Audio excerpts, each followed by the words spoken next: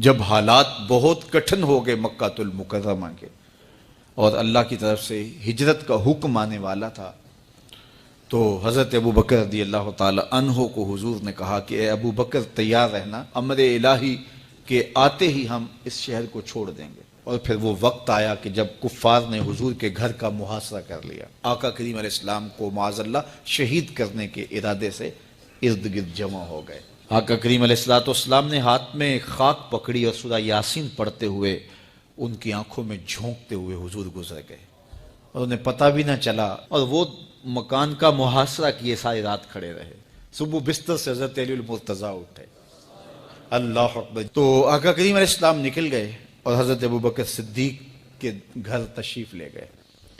اب دروازے کو دستک دینے لگے تو آواز آئی، حضور میں حاضر ہوں۔ حضرت ابو بکر صدیق تیار کھڑے تھے، تو کہا ابو بکر تم تیار ہو؟ کہا حضور آپ نے کہا نہیں تھا کہ تیار رہنا، کبھی ہجرت کا حکم آ سکتا ہے، تو میں تو اس دن سے ہی تیار رہتا ہوں کہ کب حضور آئیں اور جو فرمائیں میں وہی کروں۔ اور پھر وہاں سے لے کے حضور کو وہاں تک گئے، اور جبل سور کی چوٹی پر وہ غار ہے، اللہ اکبر، اس غار میں جانے سے قبل حضور کو باہر بیٹھنے کا کہا، عرض کی حضور ذرا میں غار کے اندر کے ماحول کا جائزہ لے لوں۔ غار کے اندر اترے، پہلے اس کو صاف کیا غار کو، پھر دیکھا جگہ جگہ سوراخ تھے، تو اپنا امامہ پھاڑ کے قمیض اتار کے اس کے ٹکڑے کر کے ان سوراخوں میں کپڑا دے دیا۔ 2 سوراخ ایک روایت کے مطابق، اور ایک روایت کے مطابق 1 سوراخ بچ گیا، اس میں اپنی ایڑی رکھ دی، اور پھر آواز دی جان عالم اندر تشریف لائیے۔ تو آقا کریم علیہ السلام غار میں چلے گئے، تو سیدنا صدیق اکبر رضی اللہ تعالی عنہ نے اپنی گود میں آپ کا سر رکھا اور حضور لیٹ گئے۔ اللہ اکبر، کیا منظر ہوگا! صدیق اکبر نے حضور کو دیکھا اور جی بھر کے دیکھا، اور ایسا دیکھا کہ کوئی اور شریک بھی نہیں تھا۔ یہ واقعہ حضرت سیدنا عمر سے روایت ہے، کتب صحاح میں ہے، اور حضرت عمر رضی اللہ تعالی عنہ یہ بات بیان کرتے ہوئے رو پڑے، اور آپ کہا کرتے تھے کہ ابو بکر یہ غار والی نیکی مجھے دے دیں اور میری ساری زندگی کی نیکیاں لے لیں۔ اللہ اکبر۔ تو حضور علیہ السلام حضرت ابو بکر صدیق کی آغوش میں ہیں۔ اب ہوا کیا کہ سانپ نے جب ہر راستہ مسدود پایا، تو خیر وہ اس راستے پہ پہنچا جہاں انسانی گوشت نظر آیا، تو سانپ نے پھر ڈنگ لگایا۔ سانپ کا ڈنگ اچانک، تو انسان تو کپ کپا کے رہ جاتا ہے، اچانک تو چیونٹی کاٹ جائے تو انسان کپ کپا کے رہ جاتا ہے، چھپکلی گر جائے اچانک تو بندہ اپنے وجود کو جو ہے وہ متوازن نہیں رکھ پاتا، تو نیچے سے سانپ اور وہ ڈنگ لگا رہا ہے۔ لیکن لفظ سنیے، یہ حضرت عمر کی روایت ہے کہ حضرت سیدنا صدیق اکبر نے اپنی ٹانگ کو جنبش نہیں آنے دی، مخافت ان یتنبہ رسول اللہ، اس ڈر سے کہ کہیں حضور بیدار نہ ہو جائے۔ ساری توجہ ادھر رہی، بے اختیار آنکھوں سے آنسو ڈھلک پڑے، درد کی شدت اتنی تھی، اور آنسو گرے تو حضور کے رخسار پہ۔ آقا کریم بیدار ہو گئے۔ بیدار ہوتے ہی میرے حضور نے کہا، مالک یا ابا بکر، ابو بکر کیا ہوا؟ تو یہ ہوتی ہے ہنگامی صورتحال۔ ہنگامی صورتحال میں کسی کو پکاریں یا کسی کو کوئی جواب دیں تو مروجہ آداب کی رعایت کے ساتھ جو لفظ بولے جاتے ہیں وہ ترک کرنے پڑتے ہیں۔ اس مائک میں کرنٹ تھا، تو میں قریب ہونے لگا، تو آپ نے مجھے متنبہ کرنا تھا، تو میرے ساتھ آپ بہت پیار کرتے ہیں، بہت محبت کرتے ہیں، تو آپ نے اگر مجھے یہ بتانا ہو کہ اس میں کرنٹ ہے اور اگر آپ نے منہ قریب کر لیا تو آپ کو نقصان پہنچ سکتا ہے، تو میرے نام کے ساتھ 20 القاب لیں گے؟ آپ نہیں لیں گے، آپ جلدی جلدی جو ہے وہ مجھے کہیں گے جناب یہاں کرنٹ ہے، تو میں یہیں سے رک جاؤں گا۔ یہ تو ہے کہ آپ میرے لیے کر رہے ہیں، اور اپنے لیے کسی کو پکاریں تو پھر بھی یہی بات ہے۔ اللہ اکبر۔ اب حضور نے جب کہا نا مالک یا ابا بکر، ابو بکر کیا ہوا، تو اب ہنگامی صورتحال تھی نا، تو فوراً کہتے لدغت، ڈسا گیا، مجھے سانپ نے ڈس لیا، فوراً یہ کہتے نا۔ لیکن حضرت ابو بکر تیری محبت پہ قربان، کائنات میں آپ نے ایسا عاشق نہیں دیکھا ہوگا، سانپ ڈنگ پہ ڈنگ لگا رہا ہے اور ٹانگ شل ہو گئی ہے، زہر سرایت کر گیا ہے۔ حضرت ابو بکر نے جواب دیا، لدغت فداک امی و ابی یا رسول اللہ، حضور میری ماں بھی آپ کے قدموں پہ قربان، میرا باپ بھی آپ کی راہوں پہ نچھاور، مجھے سانپ نے ڈس لیا ہے۔ تو اس مشکل وقت کے اندر بھی ادب کا کرینہ نہیں چھوڑا۔ جب معراج کا واقعہ ہوا تو یہ بہت عجیب و غریب واقعہ تھا۔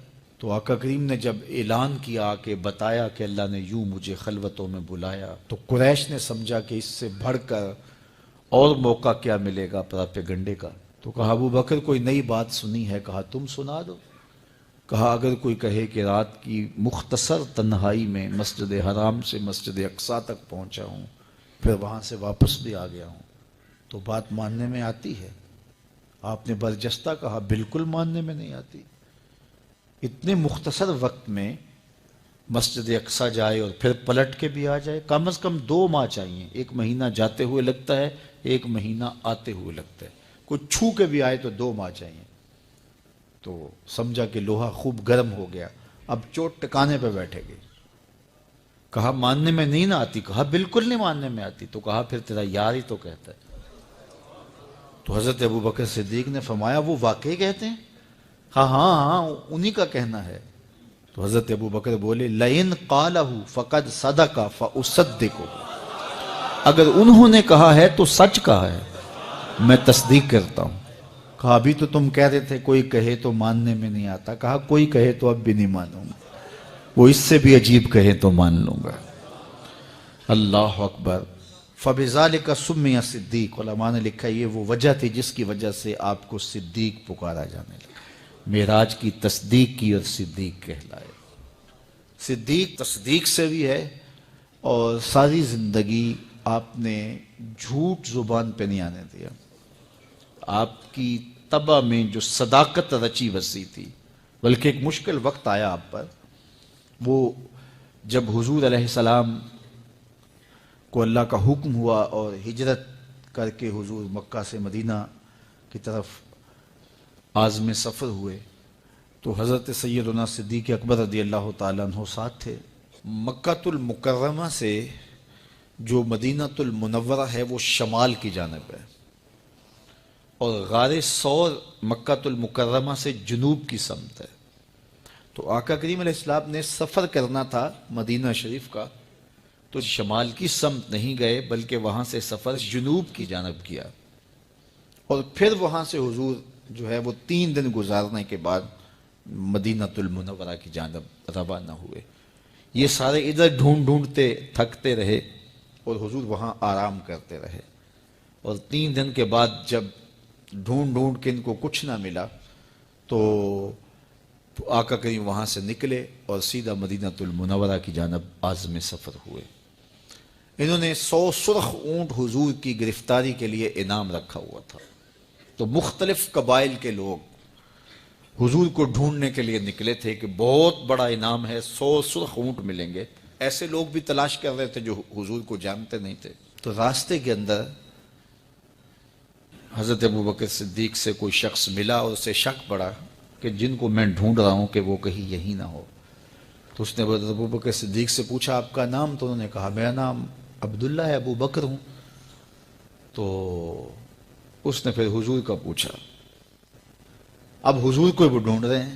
آج امتحان آیا نا، صدیق اکبر کی صداقت کا امتحان آ گیا اور عشق کا امتحان آ گیا۔